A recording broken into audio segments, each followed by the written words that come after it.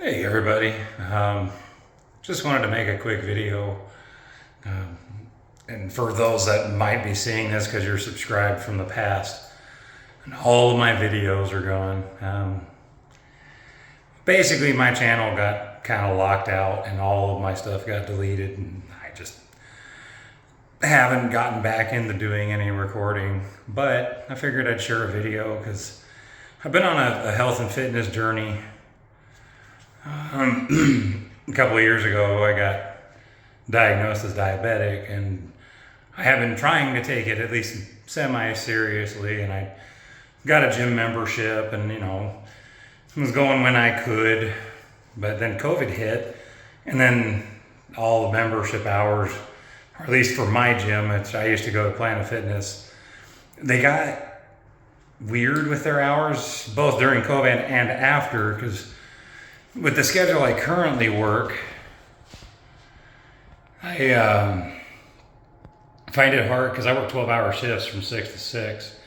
So I find it incredibly hard to kind of make my way to the gym because it's out of the way, get any sort of workout in before work, and then, get to work 12 hours and come home and not be completely exhausted. And, I have to lose sleep in order to do it. Which, if you've, even for just regular fitness, let alone if you're a diabetic, they tell you sleep is just as important. So I was trying to find a balance, and that guy right there and that guy kind of under my shoulder there has been the start of my home gym. I just canceled my fitness or my gym membership for Planet Fitness today because I got the Bowflex in a couple days ago and I just started using it. And, before you say anything, I understand that it's not the same.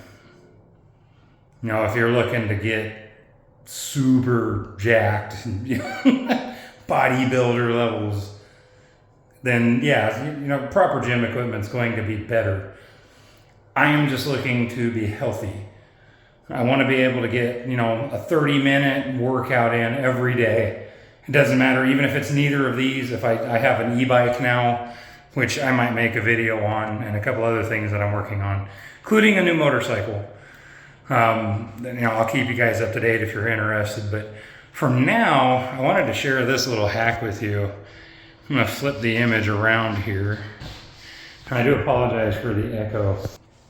So one of the big things about this particular model, the PR3000, is I needed something because I'm in basically a small bedroom, if you see, hence why it's so echoey in here. I didn't design it for proper, soundproof recording because I'm not really going to record myself too much. I have considered doing a fitness journey kind of blog, which I might, but if I do that, I might just start a different channel. But anyway, so this is the guy, and I can do most of the exercises I do at the gym with this. Maybe a slight variation to it, but with those two guys, I can do curls. It has the leg bar, so I can do a bunch of leg exercises, including hamstrings with those. I put them down there, and I put my foot through, and I can kind of do some hamstring curls, etc. Again, yes, it's not going to kick ass like, the normal, weight sets and machines at any gym really, but for a home system and for someone that's just looking to be in good shape and be healthy, and I'm, again, not looking to be super jacked and big and muscular, this is perfect. But it has one flaw, and it's something I'm going to talk about. And I already have my little hack kind of set up, if you can see it. But my biggest issue is when you use these power rods and you have them hooked up, the initial push, and I think this is a complaint a lot of people have with Bowflex, is this initial grab.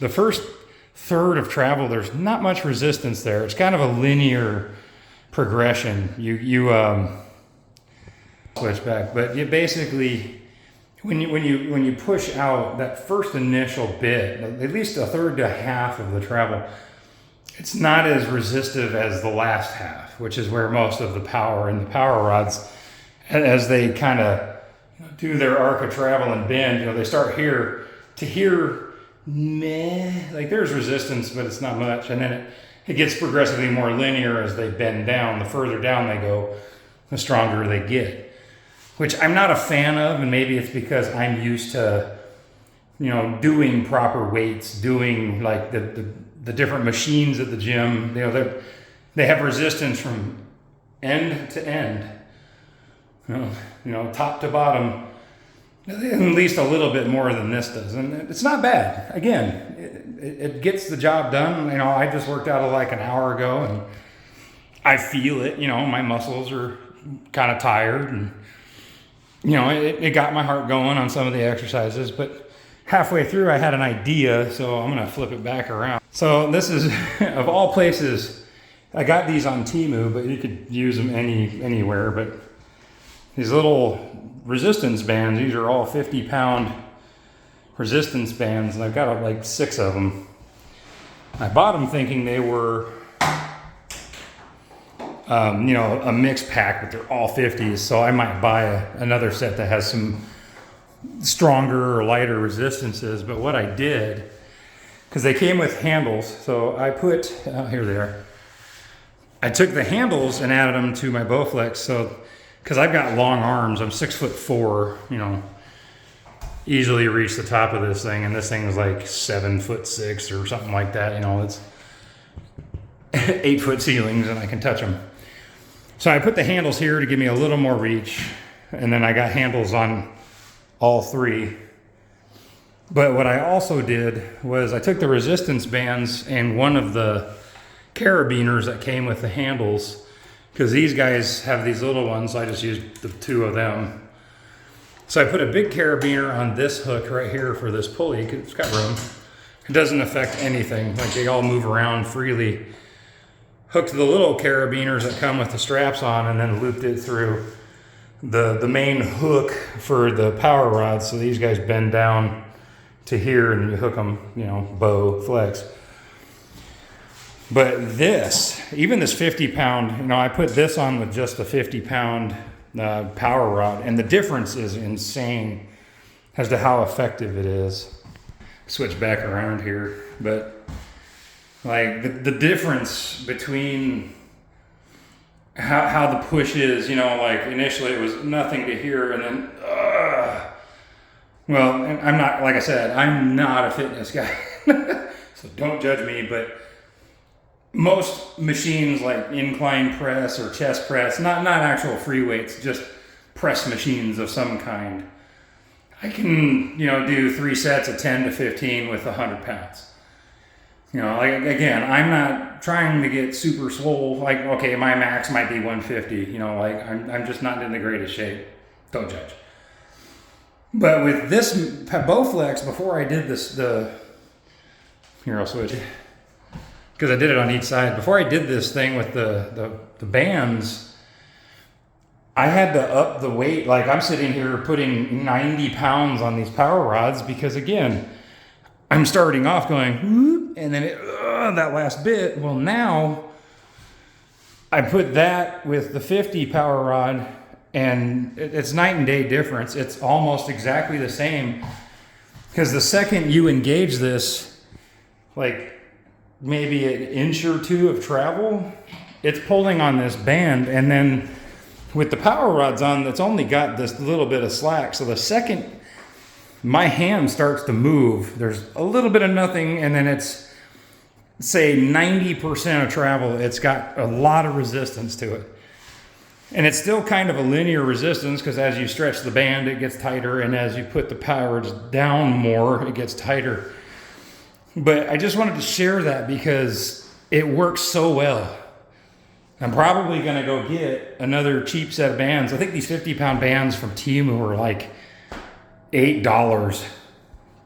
You know, and I've got plenty of extras. I've got at least 3 or 4 more, plus the 2 that are on there. So if those do break, I've got more, and I can order more. They're super cheap. And I'm sorry, my camera work is really shitty. But yeah, you know, it's a great little hack. Just if you're finding yourself, if you have a Bowflex and you find that you're kind of wishing you had more initial resistance, try the bands like I have them hooked up, especially if you have the PR3000, because it works perfectly. I don't know about other models. I'm assuming they too have pulleys like this, or at least some kind of place in the top back where it lines up good with the hooks so you could set it up. But it's really good, and it's an excellent way to put more resistance into your workout without having to buy the power rods, because I got the base model, so I've got the 2 holes at the front here where I could put another two 50-pound power rods, which I might get eventually. But sorry, my voice is cutting out. I got a dry throat, got allergies and stuff. But yeah, it's well worth doing. Give it a try. You know, like I said, if you're like me, you're just kind of disappointed in that initial kind of lack of any resistance, and you want a little bit more.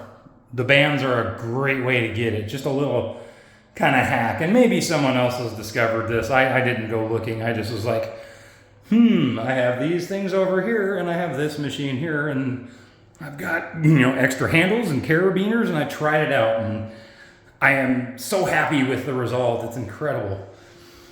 So there's that hack. And then just one other thing. This thing is all over like Facebook and advertising and stuff.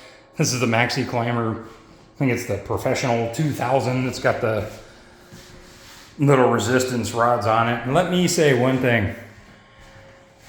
I got it for $350 with the mat and the extra crossbar things, which those are actually pretty good. They're worth it. This thing is no joke. I kind of bought it thinking, oh, it's a gimmick. It's kind of cheap. It won't be a good workout. This thing kicks my butt. And I've been, at least 3 times a week, I've been trying to do, exercise bike or elliptical or, rowing machine, something to get that little extra bit of cardio. This thing is no joke. Like, I do about 2 or 3 minutes, even going slow to try and warm up on it. And I've only got the resistance on the cylinders at like 3. They go way higher. But that thing gets my heart going, and it burns my legs out like you wouldn't believe. I have to do kind of an interval thing just to keep up with it, where I do like 2 minutes and then take a minute rest, and then 2 minutes and take a minute rest. And even then, and like I said, I'm not in the greatest shape, so take this with a grain of salt, but I'm not saying that I'm in bad shape either. And this thing was a great step up for me.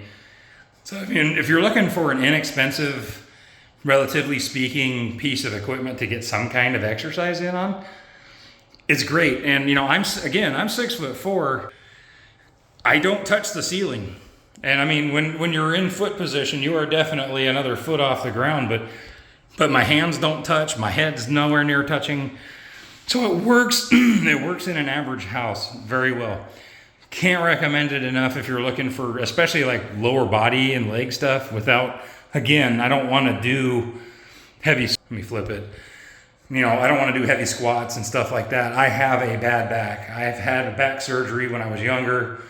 I don't have a lot of disc in my lower 3 vertebrae, so I'm not doing a lot of deadlifts and weighted squats these days. It's just, I'm just trying to get toned, just healthy.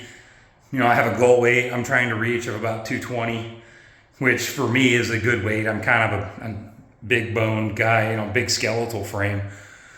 So, this is the start of my journey, and I just wanted to share the hack with you, kind of let you guys know what I've been doing. Again, I might, if I do more fitness stuff, what I might do is make a new channel just for like a fitness blog to kind of track my progress. It's not going to be a lot of me working out. I'm not trying to be like a fitness influencer necessarily. It's to share my journey if anyone would be interested. And speaking of motorcycle, I still have my Hawk. I am selling my Honda VFR. I do have someone that's going to come look at it Sunday morning. And then I am looking to pick up a Royal Enfield Shotgun 650.